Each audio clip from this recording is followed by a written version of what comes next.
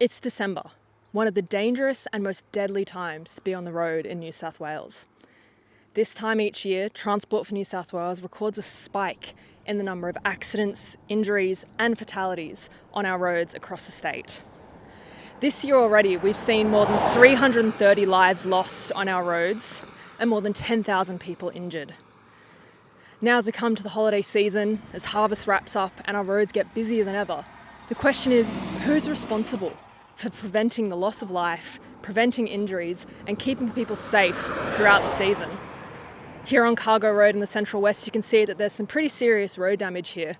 And right in front of me, folks are harvesting, loading up the B-doubles, and there are plenty of cars and trucks heading back and forth between towns. Our roads are only getting busier. And so I've set out to find out what can be done to make them safer for everyone and what drivers can do to help reduce their risk this season. We really see fatigue as a critical problem. I mean, it's right up there. We all know what it feels like when it's clouding our judgment, when it's making it difficult for us to make sound decisions. And when those things translate to a road environment, it's incredibly dangerous. We have a terrible habit, and I don't think it's just agriculture, but we have a terrible habit in agriculture of saying fatigue is my badge of honor.